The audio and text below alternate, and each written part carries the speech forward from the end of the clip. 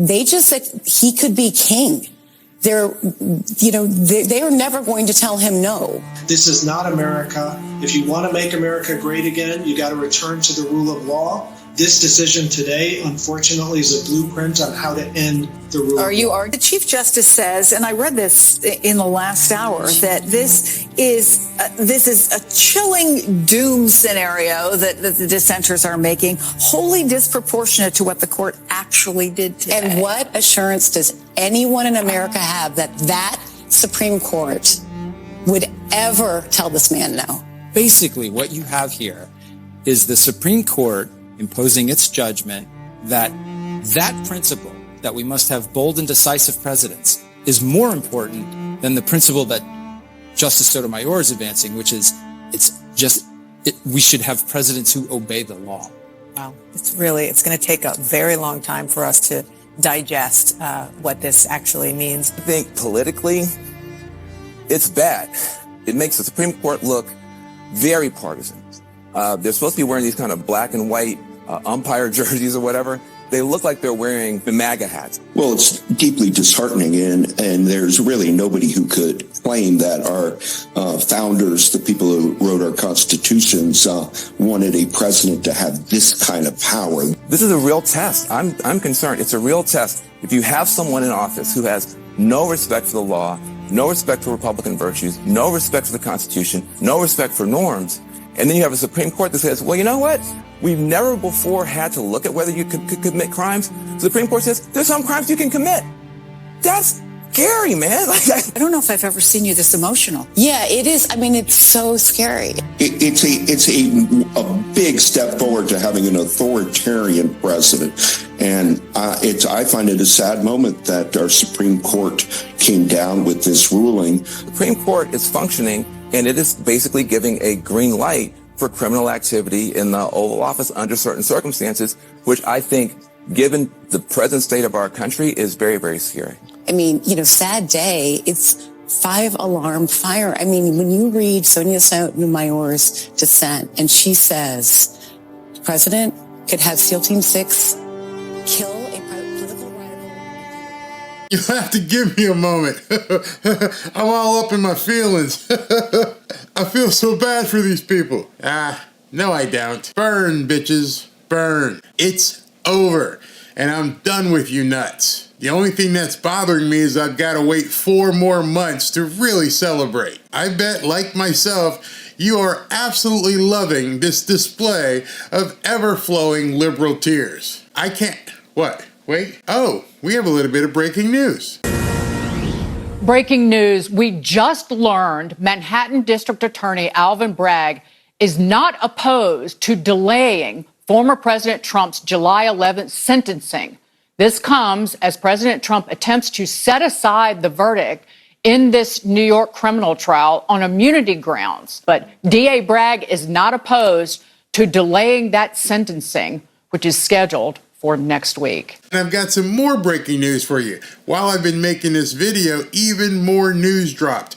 Judge Merchan pushed back the sentencing date, not to late July, as many people thought. He pushed it all the way back to September. Not really sure what's going on there. There really is no telling what's going on with this New York case, given all the appeals. Can the news get even worse for the Democrats? Actually, it can. Forward by the president's defenders that his age was also considered an issue 4 years ago. You know, if you look at the polling now, compare it to what was pre-debate and compare it to what was 4 years ago, it's just not even on the same planet, Anderson. If you ask voters now, does Biden have the mental fitness, in fact, to be president? Those numbers are incredibly low. The percentage who say he does not have the mental fitness, look at this. 72% say he does not have the mental fitness in order to be president right now. That's up from 65% pre-debate. But compare that to 4 years ago, the percentage of voters who said that Biden was too old. It was just 36%. That's half the level that we're looking at right now. These numbers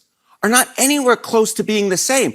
4 years ago, voters for the most part thought Joe Biden was with it. He could handle the job as president. You look at those numbers now, the fact is voters do not even see them on the same planet. They don't think Biden's with it. They do not believe he has the mental fitness to be president. And I have to be honest with you, I don't know how he wins with the numbers that we see right now. There is no precedent for the numbers that we're seeing right now for someone running for president, letting alone getting a nomination.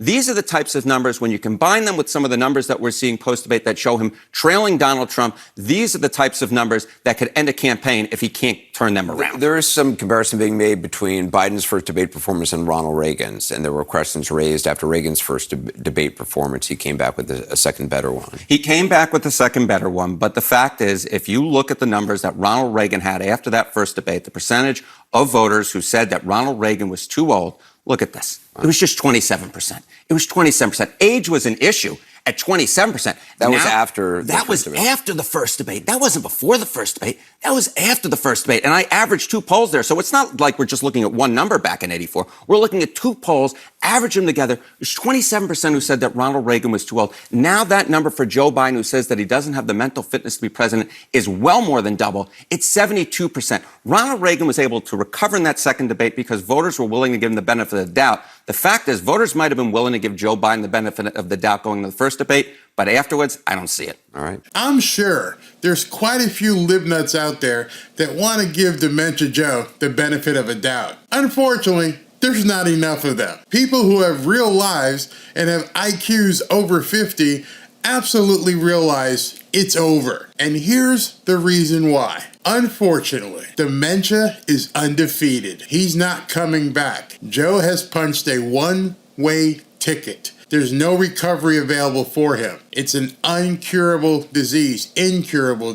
It's not coming back. He is as good today as he will be. That's it. It's all downhill from here. The Democrats, unfortunately, have a candidate who is going to experience diminished functionality week after week. And there's nothing that anyone can do about it. All they had going for them was the big lie machine, and it got exposed during the debate. Even Nancy Pelosi is having questions about Dementia Joe right now.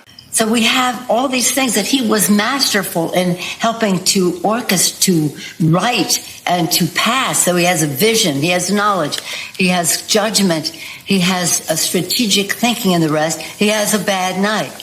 Now, again, I think it's a legitimate question to say, is this an episode or is this a condition? There's been no announcement. They're keeping up the charade, trying to keep a good face. But at this point, it's not an if. It's just a matter of when they replace Joe Biden. Too many people are making noise. Too many polls show him, basically getting destroyed by Donald Trump. The buzzards are circling.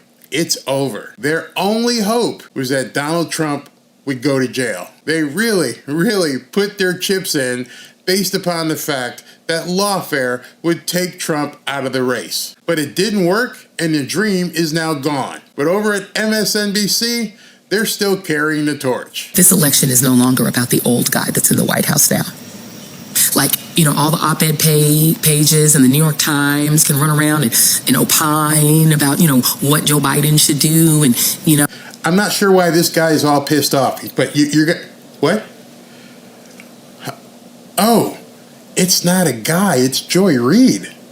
This is Joy Reid's. I'm sorry, I didn't mean to call her a guy. I thought it was a transformer. In any event, this is Joy Reid, a host on a major news station on MSNBC. This is Joy Reid bitching about SCOTUS today. You are not going to believe what she has to say. Y'all have fun with that. Enjoy yourselves, intellectual thought leaders. I no longer care. Doesn't matter to me anymore. It's above me now. It's above me now. There's a Waffle House next door. There's a Best Western next door as well. It's above me now. It's above Joe Biden now. Don't care about Joe Biden's age, infirmity, that he shuffled when he walked. I don't care. She don't care about nothing right now. You know what she cares about? Burning it down. He could be seated for the rest of, from now to Election Day, and never get up off a chair. He could sit down. He could roll around in a wheelchair. He could be on a skateboard, seated. I don't care. Donald John Trump cannot be allowed back into the White House. That saying, they say quite a bit. Donald Trump cannot be allowed back in the White House. Do you understand what that language means? They didn't say people shouldn't vote for him. She didn't say he shouldn't be elected. They said he should not be allowed in the White House. What are you going to do, Joy? How are you going to not allow an elected official to go into the White House? What exactly is it that you have up your sleeve that you think other people should do to stop him from claiming his office? Because if you combine that madman with this court, two of whose members are insurrectionists one of whom flew an upside-down flag at his home. Again, gaslighting. Watch what they're saying. Insurrectionist. He's an insurrectionist. He's talking about Judge Alito. He flew an upside-down flag at his home. Oh no! He flew an upside-down flag. I'm terrified. My nipples hurt. And blamed it on his wife, who's also crazy. Oh, and his wife is crazy. You just insulted the man, and then you insulted his wife, and you're a host on a major news network. The other of whose wife literally was part of the insurrection, and they ruled in this. They put themselves in the Leonard Leo 6. They went ahead and ruled on this with no shame. You combine this court, two of whose members are going to immediately resign, and put 30-year-olds in there, including probably the guy who wrote the opinion in the Beaters case, meaning that Beaters should be able to get machine guns, which, by the way, they have now arrogated to themselves the power to decide all federal rules. See? I told you that Chevron decision was huge, because now you can't have your little three-letter agencies going out there and deciding who can do and how they can do it. They don't want to hear any of this. You hear what she just said. Now they decide that we can't even have these experts go out and decide for the American people how you should live your life. They don't want the Constitution. Everything, whether your plane that you fly in is safe, how much carbon can be in the atmosphere, how much. Do me a favor. When you're worried about carbon in the atmosphere, tell me why you didn't have a problem with Joe Biden flying back and forth to babysit Hunter. Tell me why John Kerry is flying all over the place. How come you don't have a problem with Mark Cuban having 7 jets? I bet you don't fly commercial. Much filth can be in your water. They said agencies that have experts can't decide that. They will decide that. So they are kings. And Trump is king. You put him. Oh, Trump is already king. Trump is king. So you're just admitting to the American people that Joe can't win. You just said it. They are kings, and Trump is king. Trump couldn't possibly be king. He doesn't want to be a king, but he couldn't possibly be a king if he wasn't already, insured to get to the throne. You're now saying he's already king. You're terrified.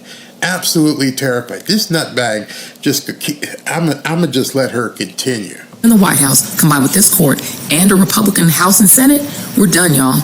All the rights that were won in the 20th century, the harder. Who's this we? Because so far, she sounds like she's making a campaign ad for Donald Trump. We're done. No, we're not done. You're done? Nope. No, we're not done. So now she's going to segue into saying, they want to put us back in chains. She just said this. She goes, they want to put us back in the last century. The rights of women, laborers, workers, the rights of children. Remember, child labor used to be illegal. The rights of black folks, forget that. The rights of non-white immigrants, forget that. All of the 20th, they are trying to repeal the entire 20th century, and they're doing. Can you believe this? I'm looking at some of you guys in the comments. She just said they're trying to repeal the 20th century. I can't even imagine what people in her audience are buying this crap. But she took the time to make this video to let y'all know how bad the Supreme Court decision was, that they're going to try and put you back in the 19th century. Doing it fast. Between them and these crazy Republican governors, they are repealing the American century, the 20th century. How do you do that? Maybe we should call Michael J. Fox and see if he's got the plan here.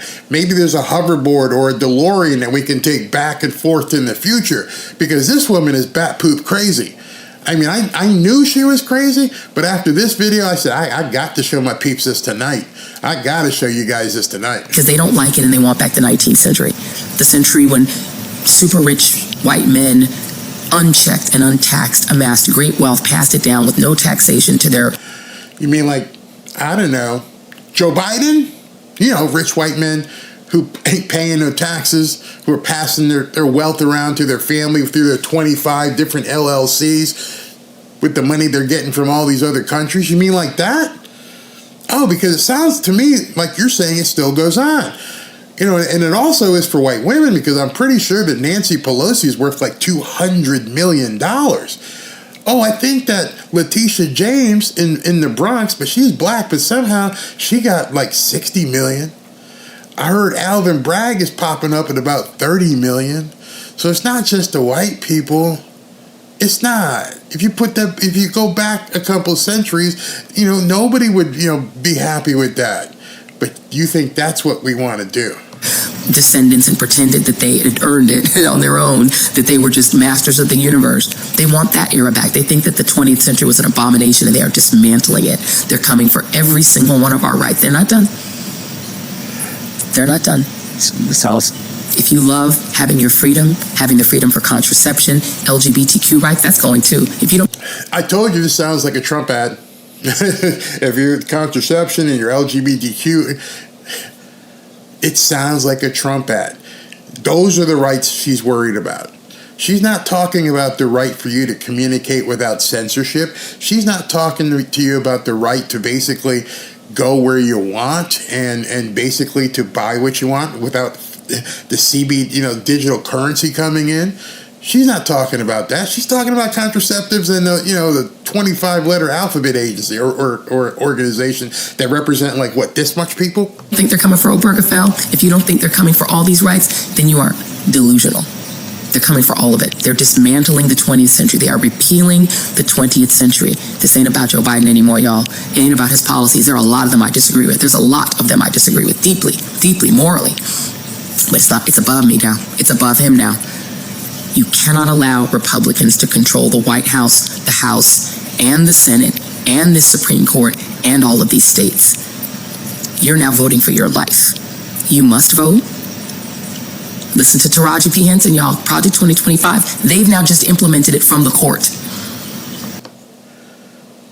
I don't even know what to say. Y'all probably thought if I just told you this, you'd have said, Barry, no, you're making this up. You're making it up, man. There's no possible way that this nutbag would have said this stuff. With her picture of Sotomayor in the background, the patron saint of the liberal Justice Department. Sotomayor, who's probably one of the dumbest people DEI hires ever. Don't even know how the Republicans let her get confirmed. But that's a whole nother story. But if I just told you she said this, you wouldn't believe it. You wouldn't have believed it. You don't even need it now. If you have this court, plus Trump, plus the House, plus the Senate, plus all these states, y'all better vote for your lives in November. I'm gone. Y'all be good. You can't keep getting away with it!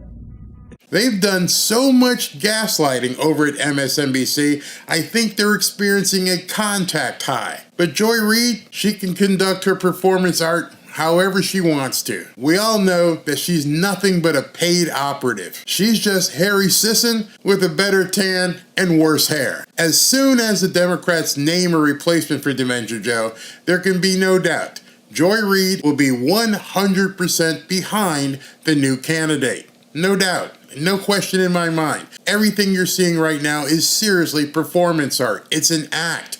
They don't care. All they care about is who's going to pay me and can you beat Donald Trump. Joy Reid, like most everyone in the mainstream media, is just a paid mercenary. So everybody, for the next week or so, enjoy the show. The curtain is about to drop on Dementia Joe. These numbers are not anywhere close to being the same. 4 years ago, voters for the most part thought Joe Biden was with it. He could handle the job as president. You look at those numbers now, the fact is voters do not even see them on the same planet. They don't think Biden's with it. They do not believe he has the mental fitness to be president. And I have to be honest with you, I don't know how he wins with the numbers that we see right now.